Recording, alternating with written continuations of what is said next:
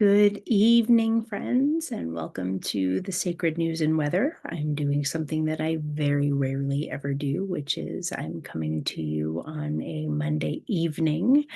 I will usually tell you that I am not at my finest form in the evening, so I almost always channel messages for you early in the morning or mid-afternoon based on an early morning meditation. But here I am this evening because if I'm being perfectly honest with you, I have spent most of the day in a bathtub, which if you knew me in the before life meaning in my days of nursing and parenting and all of those things, you would know that I can't sit still or I don't sit still. And so the idea of spending most of the day in the bathtub is kind of a foreign concept to me. But I am very pleased to report that in this new iteration of Dana, who listens to her body and listens to her being, um, the eclipse energy told me that there was nothing else that I could do with myself today that would be more important than getting in hot water. So I took a bath this morning and then I intended to come in and give you a message, and I got into meditation and I took another bath this afternoon, and then I picked up my kids and we went to soccer and we had some dinner and we had some bedtime, and then I took another bath. So I'm on a three bath day and I'm wearing this beautiful hat that my dear friend Lisa knitted me with wool from the Isle of Iona, which is, if you're not familiar, the birthplace of Celtic Christianity. And she spent 3 months there on a pilgrimage, a working pilgrimage, and she's a knitter like I am. And she knit this beautiful hat for me to replace one that she knit me while I was carrying Jonah in my belly. She knit me a hat and baby Jonah a hat. And I've worn that hat so much that that hat finally fell apart. And so now I get this new beautiful one to hide my frizzante hair from three baths in one day. And I'm coming in to talk with you to deliver a full moon lunar eclipse or post full moon lunar eclipse message to you. Now, I'm going to start with more than just the personal story that I just shared with you. I just have to tell you because sometimes my life is stranger than fiction. Often my life is stranger than fiction. And I think there's something in what's been going on for me that might be here for you. So I'm just going to bring it to you. And I'm going to bring it to you sort of half eyes closed, half channeling, and half eyes open because I'm like, is this really happening to me? This is really happening to me. On Sunday at my, or no, I'm sorry, Saturday at my son's soccer game, uh, I looked up and I was like, that looks like my ex-boyfriend blank. That is my ex-boyfriend blank. And he and his wife are the parents of a child on the opposing team of my son's soccer team. And I was like, oh, there is someone I have not thought about in, I don't know, 15 or more years. And there he was on the sidelines of the soccer pitch.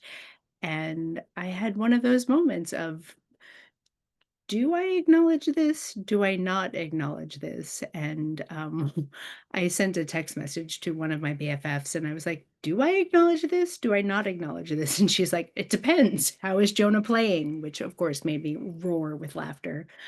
Jonah was kicking butt. Jonah is a very strong soccer player. And so he had scored 2 goals. And had they let him, he probably would have scored about 5 more. But he volunteered to go into goal, where he let 2 goals slide, but then saved about 20 more shots in goal. So he was kind of a superstar, but nevertheless, I'm like, that man is with his wife. That man is with his family. He does not need me to go in and stir anything up. So I just assumed it was a message for me about, like what is being stirred up here. Well, this morning I had a different interaction with a different ex beloved.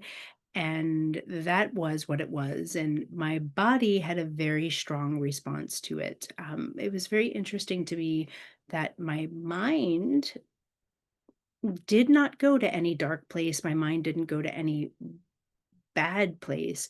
My mind kind of went, like, black, but my body was like, "We're gonna, like, have a full-blown trauma response," and so I sat in the bathtub. I went to the bathtub, and I sat in the bathtub, and I literally watched my body twitch and shake and shiver, and I both wanted to stay in my body to feel what was being moved, but I also had this very clear feeling to come out of my body and watch myself in the bathtub to just see what was happening. And the feeling from here, which is the reason why I'm actually sharing this, is the what I was able to come to by pulling myself into that third person omniscience presence. So, not in my body having my experience, but coming out of my body into that third person omniscient viewpoint where I was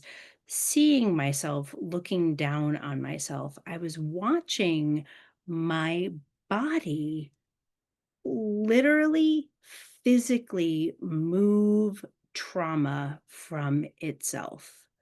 And I was reminded, of course, of Bessel van der Kolk, The Body Keeps the Score. I was reminded of, is it Stephen Levine? I know it's Levine. I can't think of his first name. But the tiger, the shaking tiger. I apologize. The name of the book eludes me. It's so present in my being and imagery, but the title eludes me. Um, I want to find it, but I'm going to not find it. I'm going to let it go.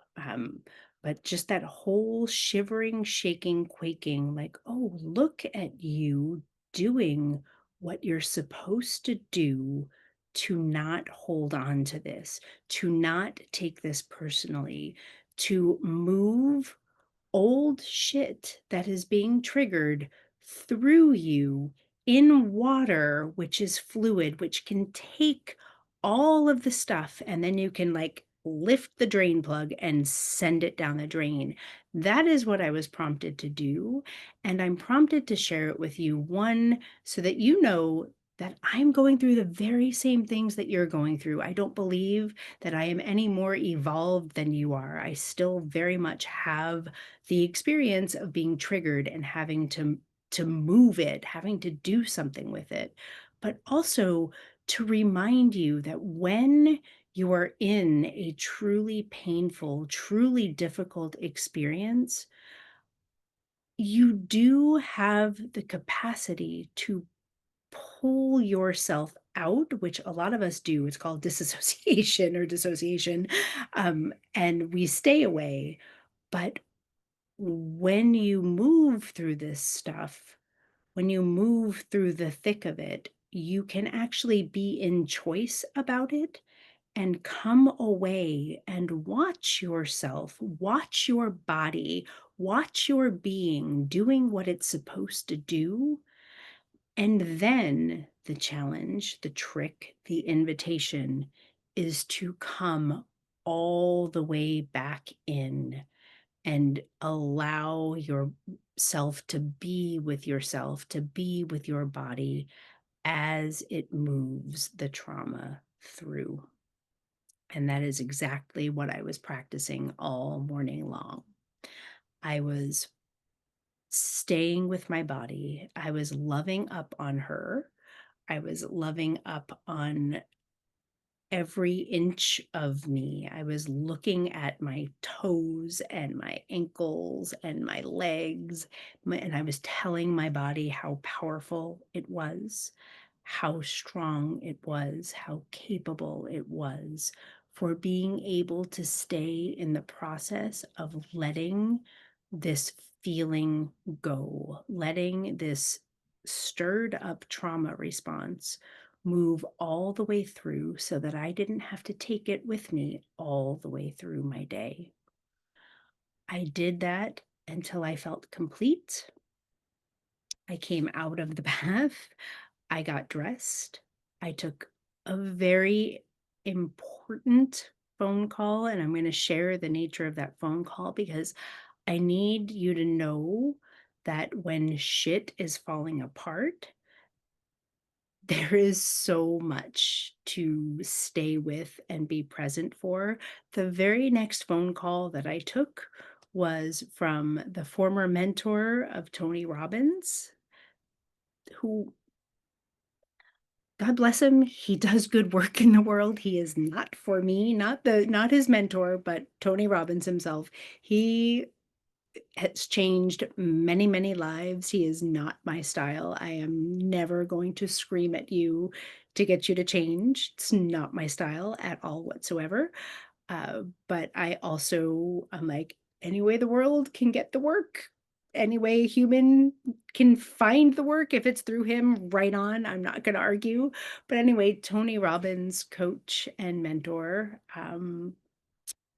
sort of kind of stalked me and found me, or one of his people did and found me. And I got on a call with him today, and I am being offered a chapter in a book that he is putting together. And so, like, okay, so that was a really important phone call for me to field, and really important movement in my life, and really something to celebrate, as the rest of me is like, "Don't what?" And so I bring my own story forward to let you know that it is always all the things. And from there, it was like, okay, I am really excited about this and I really need to do some work. And so I'm going to sit down and do some work. And my body was like, twitch, twitch, twitch, twitch. You're going to get in the bath again. And so I did. So I literally got back in the bathtub and I pulled myself back into that third person omniscient character. And I watched myself process my excitement from the potential energy of what is about to come for me, what's about to come from this connection, what could happen, what might happen, what will happen if I create the space for it. And I watched myself again process all of the grief. And this time, dude boyfriend from Saturday night came forward, and I was like, "Okay, what's here? What did I leave on the table? What's still in me from that dude that needs to move through? What's still in me from my conversation this morning that needs to move through?" And so I just watched my body without without getting caught up in the story, without getting caught up in my head, without getting caught up in my mind, without making anybody bad or wrong, with just focusing on what I needed then, what I didn't get then, what that old version of me needed then that I don't need now, into the present moment where it's like, oh, what didn't I get this morning in my conversation with my beloved? What was I looking for that I didn't get? What am I doing wrong? What am I doing right? What needs to move through? And then it was time to pick up my kids. And so I went and I picked up my kids and I got us to soccer, and I got us through dinner, and I got us into showers and baths and reading and talking through the day and homework and subjects and predicates, because we're there and I'm thinking, Mr. Morton is the subject of the sentence, and what the predicate says they do, or something. There's a song there. There's a Schoolhouse Rock song there. That was coming through. And while we were doing this, while I was at dinner and getting through dinner, I looked up and there was another ex-boyfriend having dinner with a friend. We went to this local restaurant. So soccer practice ends late. It's kind of far away. By the time we get back into town, I either need to have dinner ready or I need to take us somewhere. And because of the nature of my day, I did not have dinner ready. And so we went to a local place, and there was this other ex-boyfriend sitting having dinner with another friend. And I was like, Jesus, Mary, and Joseph, like, what is here? And what I heard was, for me, the Liars Club. Um, all of these men are men who have told me some very deep, big lies. I'm like, oh, okay. We're gonna look at lies and lying and truth, and we're gonna play with that tonight. So what did I do after I got the kids to bed? I got back in the bathtub. 3 baths in one day.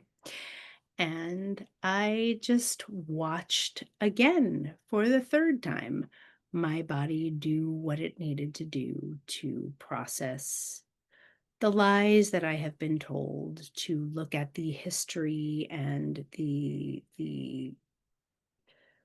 storyline, the energetic line of truth and lies in my life, to ask spirit, to ask the divine, what is here for me? Here's what came. And I'm going to share this with you because I know that while, again, this message has not been for everyone, won't be for everyone, for those of you who are feeling what I'm feeling in some way, shape, or form, who are resonating with what I'm saying, whether it's about having the physical experience of moving trauma through your body, or having this eclipse bring forward a particular energetic storyline that is ready to be dealt with once and for all, or whatever it is that you might find here for yourself. I'm going to share with you what came through in The Liars Club. First of all, The Liars Club is a wonderful, wonderful memoir by Mary Karr, Karr. Highly recommended. I've read it. I read it a long, long time ago, but it's just an amazing story, and that feels relevant in that I heard the title.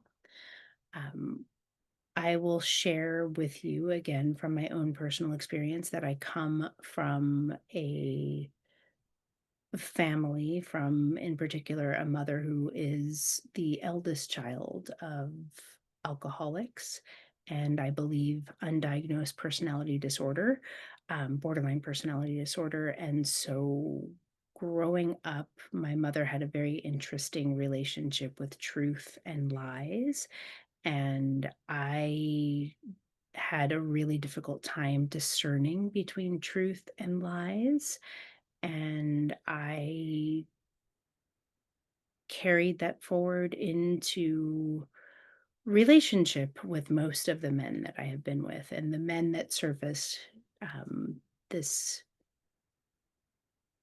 in the past 3 days have been happened to be three of the men who have told me the biggest whoppers.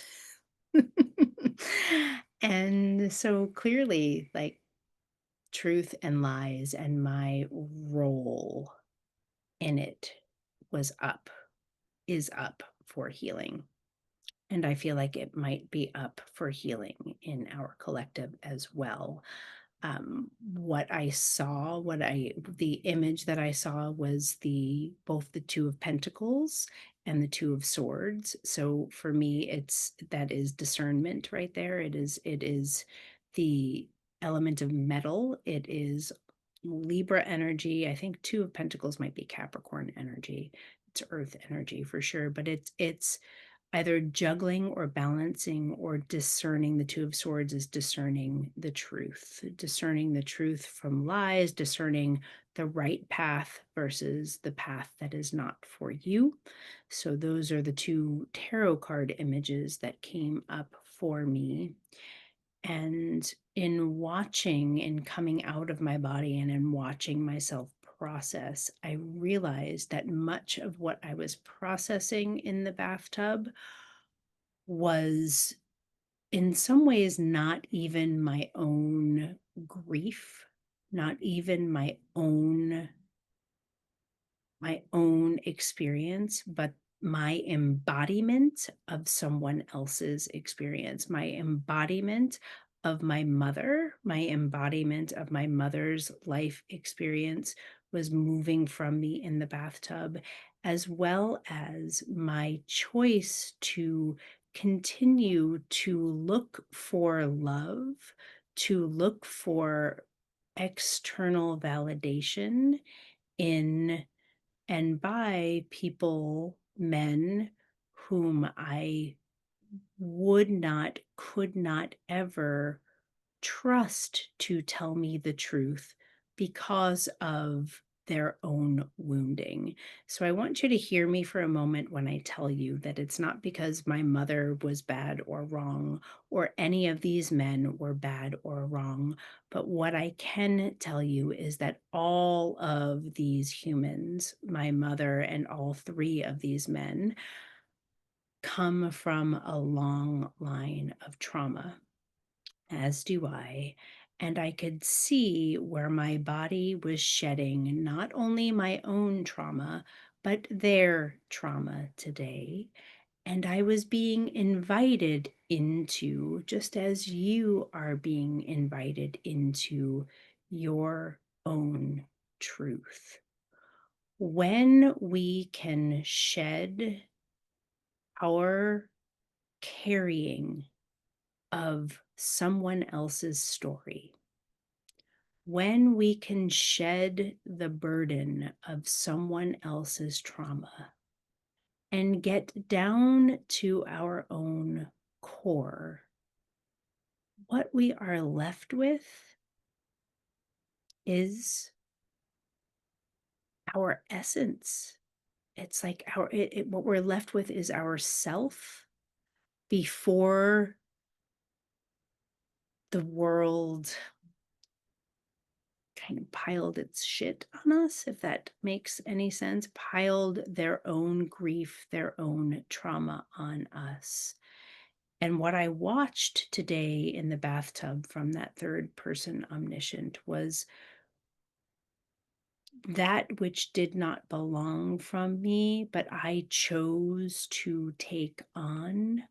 I watched it move from my body. It's still moving. And it's an ongoing process. I'm 50 years old. My mother is going to be 80 this year. I don't have a relationship with her because it's not safe for me. These men, one of them I've not seen or thought about in a very long time, but I certainly have not had a relationship with him since, I believe, 2001. It was, you can date me on this, because one of the last times we were together was during the blackout in New York City.